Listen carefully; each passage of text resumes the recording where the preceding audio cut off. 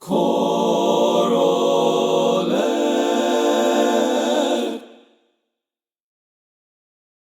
Welcome to episode 23 of ChoralEd. I'm your host, Micah Bland.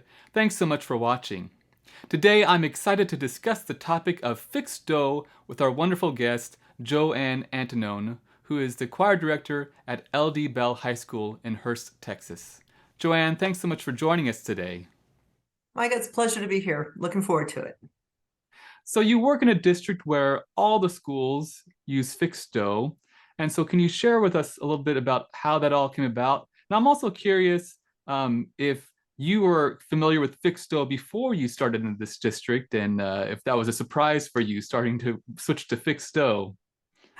The choir directors in after the 80-81 school year, so 1980-1981 school year, got together and they in HEB, and they decided to really think about what they wanted to be teaching, and after the UIL season, our contest season, like, what do we want to be teaching? What does our focus want to be? And they made a decision that they wanted to, and they had seen a presentation on fixed do, and they made the decision that they really liked the way that fixed do drove the curriculum. Like, it would really have more theory-based, like you would have to teach more theory within that.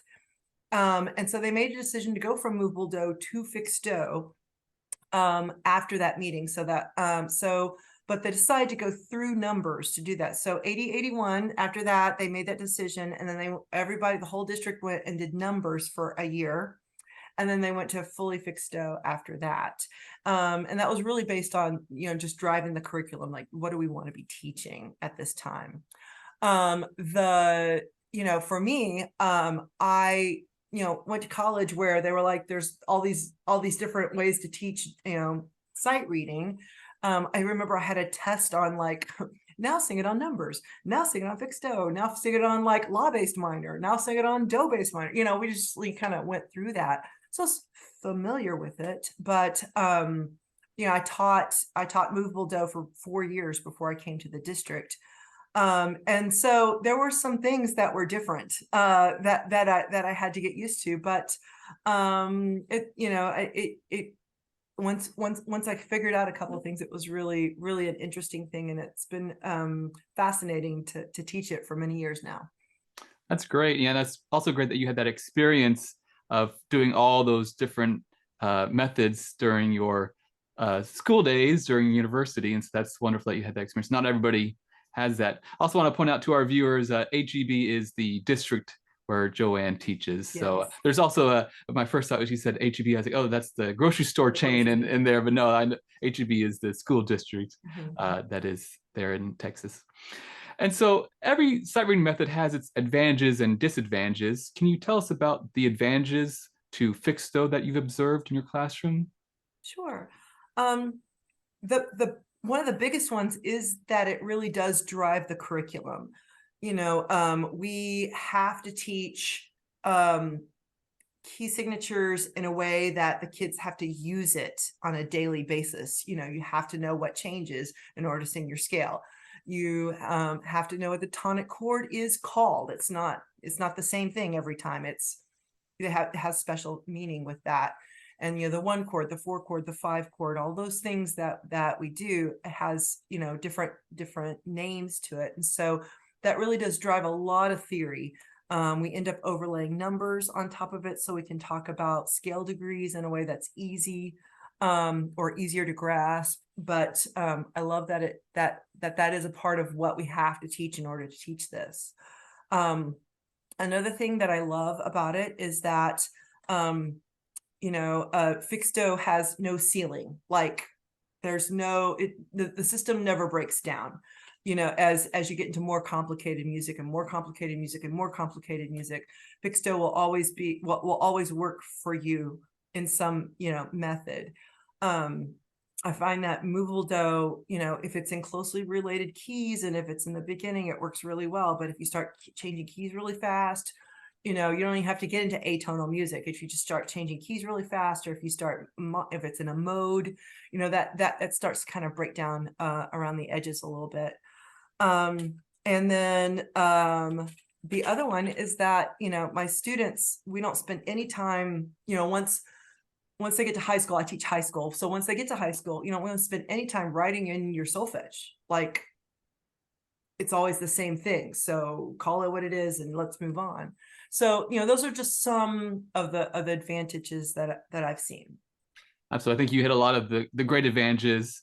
I know from my own experience, I use movable dough in my high school teaching in Texas also, and so I'm used to the contests and all those things. Mhm. And when you get to the music and trying to, you want them to sight read the music. That's the purpose of sight reading, that where our repertoire music is being sung on solfege or learned by sight reading.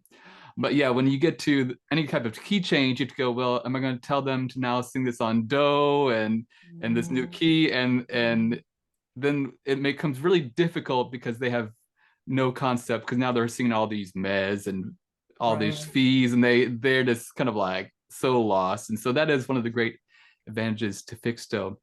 I also really liked how you talked about how you overlap the numerals and the scale degrees, which I think is a great addition that movable do people can also include, that many don't. And understanding those scale degrees is very important to the theory process, that not all our students go to college having those skills.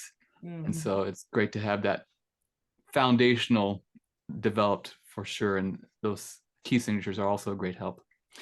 So fixed do is a little scary for some teachers, probably actually a lot of teachers. Yes. And this is likely because they never had to, as in your experience, learn and to sight read fixed do in the classroom, as well as then they don't know how to teach it. So can you share with us the process you go through to teach a student how to sing fixed do? Sure. And I'll start by saying I did teach junior high in this district. So I've taught like beginners how to read. And so 7th grade is beginning for us. We have 7, 8, 9 schools. And so the junior high, you walk in and, the boys, day one, we have, gender specific classes. So the boys are 7th grade boys, beginner boys, all in one class. And we start in the key of so, like day one, everybody sing a so, sing it back.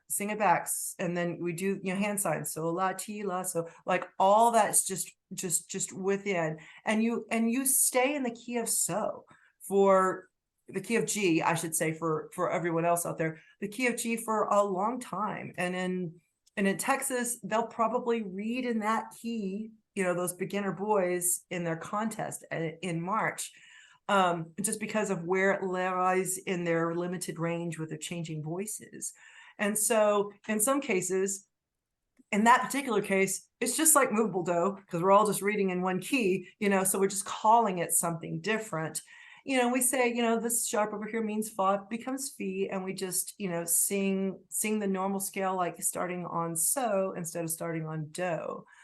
For the girls, we start off in the key of fa, or the key of F, and then move pretty quickly to the key of G, and then we kind of flip back and forth. We do some in the key of C, but just starting with that, and the same thing whenever I taught movable do, you're just getting them used to the patterns and the scales, and you're just doing it over and over again. All of those things we do, the third scale, the tonic chord, the just the 5-note scale up and down. We sing those, just naming them the note names, fa so la, like F, instead of saying F G A, we're fa so la. And all of those things still apply. It just, for the younger kids, it takes them a second to be, they'll be tongue tied for just a second to get through it. But all of those patterns still apply. And so we just hone those in with that. And really starting in the key of G for boys is key. And then starting in the key of F, I think I started in the key of F for a couple of weeks, and then I moved to the key of G for a couple of weeks, and then you like a week, and then pretty soon you can do every other day. But the girls really can read in 2 keys pretty easily. The other thing that we do is we, again, we use that theory base for the whole lesson. So then we are careful about what literature we choose so that it also reinforces what we're teaching in the sight reading. So we're kind of, we limit ourselves to the keys of G for the boys, F for the boys, G and F for the boys, G and F and C for the girls in our literature, so that all of that is still reinforced all the way around. Yeah, I really think that's great that you reinforce what you're learning and actually have them sight read. I know so many people work on sight reading, then they just do everything by rote, and it's like, what's the point, right? That's So the point, yes. that's a big mistake, I think. But that's great. It might be limiting, but there's ways to you can select music, and a lot of the music's already in those keys a lot of times anyways. So that's Right. very helpful. Mhm. I am surprised, because I would think that you would start in the key of C, but yeah, that is a difficult key for those singers to deal with when you sing that. But when I thought about it after you talked about this, like we just tell them do to do, you're just telling them so to so, so that, with a fee, right, or with a whatever it might be. So it's they're learning it for the first time, and this is you're telling them, this is the what it is, right? So Right. um then what do you progress to next? So they've learned key of G, they learned the key of F. Mhm. Um, is there another step after that that's a good relative key to learning? I guess there's only one chromatic note in both those keys, which helps. Right. So that's Right. beneficial. Is there another key that is also helpful as the next stage as they progress? Right. So, and just following the UIL, the Texas UIL kind of sight reading rules, the varsity level at the junior high goes up to 2 sharps and 2 flats. So we kind of add a sharp, add a flat, add a sharp, add a flat along the way. And that seems to, they can, the first time you like add one, it's like hurts their brain a little bit and you really have to, work with it, just to get them used to it. You might do that in a piece first before you start asking them to sight read it. So they've probably seen that key in something you've chosen to sing with them in a piece before you ask them to start sight reading on that. So the next keys are D and B flat. And then they kind of turn a corner after D and B flat and start to recognize that these are patterns that they're seeing, patterns that they're hearing. Oh yeah, that just sounds like this. That they will get tongue tied if you just throw 4 sharps or 4 flats at them. That's like, but if you kind of take it on a step-by-step basis, reinforce that with your literature, and then if you're going to do something in the key of E flat or the key of A, or you want to throw that key of A flat at them, take a second. You start teaching the key way ahead of time. I'm just going to teach you this key, we're just going to do a scale, and then you move on to something else, and then later you pull out that piece of music and they're ready for it. I think one of the challenging things I think of, and I think maybe many teachers are afraid of with Fixto, is this idea of learning the intervals, because one of the, I guess, benefits of movable do is that do mi, that do fa is always the same, but then you have in the key of F, fa, la, it's a little confusing and it changes. Are there exercises you do to help them get used to any type of leaps? Stepwise, I'm sure you're probably working a lot of scales. Scales, so to so or fa to fa. But when you get to leaps, I guess, how do you introduce those, and does that just become natural to them? I guess I'm just curious how that all works for fixed do. We do a lot of those patterns, like the so ti re fa ti do do no, like that little thing so we're doing patterns. The third scale, we're doing all those kind of interval patterns all the time. We're singing all their chords, the 1 chord, the 4 chord in inversions, 5 chord and inversions. And so we're doing all of those things in those patterns like all the time. It's just a part of what we're doing. So so those patterns become ingrained. So whenever you come across it and you're like, how do you do that? Well, that's just like the tonic chord, or that's just like the scale, or that's just like, so that they can go back into those things that they know and grab onto that. Um, and if you were moving around keys quick, like, younger kids, the seventh graders, those boys are only doing one key anyway, most of the time, for sight reading purposes. But, so whenever you're teaching them what, like, oh, that's a step, that's not a skip. Let's go back to our scale. How does that work? Or scale wise up to that skip, just like what you would do in movable do. Like, and I hear them, movable do kids can go do, re, mi, fa, do, fa, really, really quick in doing that. So that's one of the ways that you do that, is that you have all those other patterns as a part of their choir vernacular, where they're just doing them all the time, so they can hook into that. That's great. And I think one of the other advantages here is also this idea of relative pitch. And as you said, they kind of get faster and it clicks kind of thing because the so is always that same pitch. Is that kind of come into play here, that they start understanding where this pitch lies and they can find so to T pretty fast, or is it also the patterns also? I'm so sorry. Go ahead. Yes. Go ahead. No, go. There's a little bit of that. I mean, a sum of that. Especially, I remember it distinctly with the seventh grade girls, like where C5 sits in their voice, like they could lock into that. And it was weird to me because it didn't matter what key it was in. We could be like off the rails, but they would get do.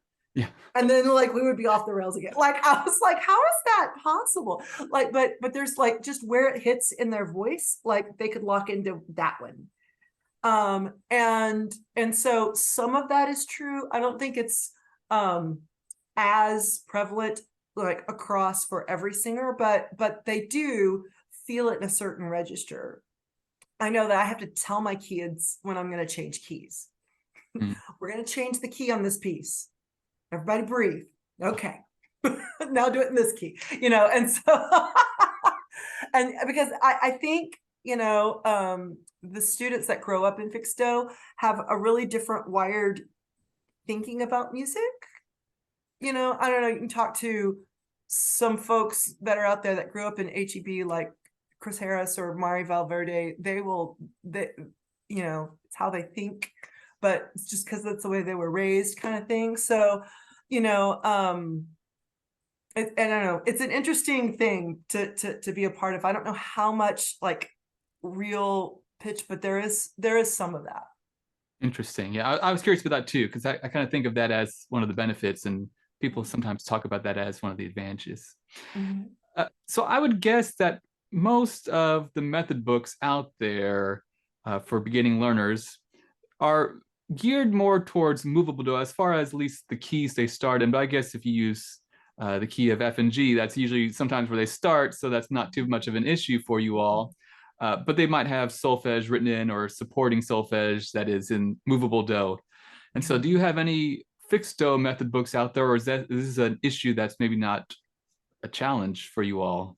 No, it's a crazy challenge. Yes, I have taken my copier and whited it out and written it myself. But Tim Weinberger, Weinberger has, let me get his name just right because I want to. Is it Weinbrenner or Weinbrenner? That's it. Tim Weinbrenner. I know a lot of people like his method books. Yeah, but I think they put a movable do, so you just white it out and just use. No.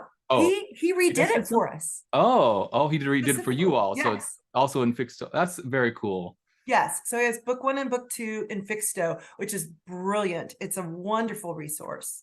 And then Denise Eaton, her steps books are in fixed do and movable do. Okay. Are those the one that's in every key? Am I thinking at a different? That's a smart music. This is smart music thing. Okay. Yes, it's like a more beginning book. I know a lot of people like the Weinbrenner because it starts out nicely because your different voice parts are on different pages, I believe, which is kind of nice. And then they're only looking through a line, and then they kind of start to combine. So you're not looking at all these. Yes. So which one is my line? Right? They're not confused by that. Jumping down to the next system, it's so confusing. So So it's very new, I think newish book Yes, or it newest is. resource, but a lot of people are starting to like that and look into that. And he was wonderful to put it in Fixdo for us. So was great. That's So great. that's Do you know if that's available on any publisher website, or is that just from I don't know him? if it's available on any publisher. I just looked on his website and I couldn't find it, but I know we have it. So I know he did it and we have it. So I'm sure he has it and would sell it to you. So Yeah, I'm sure. Yeah. So, well, again, Joanne, I want to say thank you so much for sharing your insights with us. I found it very insightful for myself also, learning about this system that I'm not as familiar with. So it's always fun to learn something new. And to our viewers, thanks so much for watching. And I hope you continue to inspire the future leaders of our world through this wonderful gift we call music. Thanks.